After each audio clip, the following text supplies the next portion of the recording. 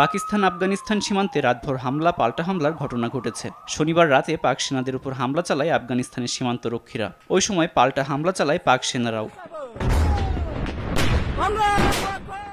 এর আগে ৮ অক্টোবর আফগানিস্তান সীমান্তে পাকিস্তানের খয়বার পাখতুনখোয়ায় অস্ত্রধারীদের গুলি ও বোমা হামলায় সেনাবাহিনীর ১২ সদস্য নিহত হয়। ঘটনার দায় স্বীকার করে নিষিদ্ধ জঙ্গি সংগঠন তেহরিকি তালিবান পাকিস্তান টিটিপি। এমন ঘটনার পর পাক প্রতিরক্ষা মন্ত্রী খাজা আসিফ প্রতিশোধ নেওয়ার কথা জানায়। उनको भी भुगतना पड़ेगा और जो लोग उनको पनाह देते हैं उनको भी भुगतना पड़ेगा। Enough is enough. পরদিন রাতেই আফগানিস্তানের রাজধানী কাবুলে বিমান হামলা চালিয়েছে পাকিস্তানের বিমানরক্ষী। পাকিস্তানি সংবাদ মাধ্যম পাকিস্তান অবজারভার দাবি করেছে, হামলায় সশস্ত্র গোষ্ঠী পাকিস্তান তেহরিকি তালেবানের প্রধান নূর ওয়ালিদ মেসুদ নিহত হয়েছে। সঙ্গে কারি সাইফুল্লাহ মেসুদ সহ তার কয়েকজন সহযোগীও প্রাণ হারিয়েছে বলে দাবি করেছে তারা।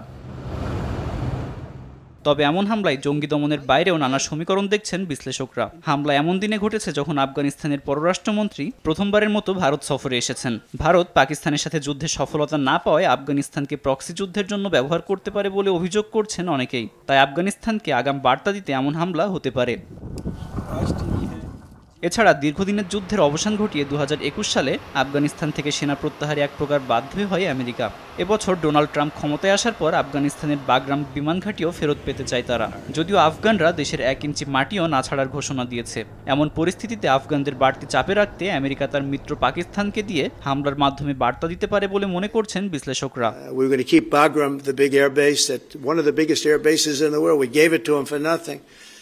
We're trying to get it back, by the way. Okay, that could be a little breaking news. We're trying to get it back. Tehriki Taliban Pakistan TTP মূলত পাকিস্তানের নিষিদ্ধ সংগঠন। তারা পাকিস্তানের সামরিক বাহিনীকে যথার্থ ইসলামপন্থী মনে করে না। অর্থাৎ টিটিপি ক্ষমতা দখল করে দেশে কঠোর ইসলামী শাসনের আওতায় নিয়ে আসতে চায়। আর এই সংগঠনটির শীর্ষ নেতাদের আশ্রয় দেওয়ায় আফগানিস্তানের উপর বাড়তি রাগ থাকতেই পারে পাকিস্তানের।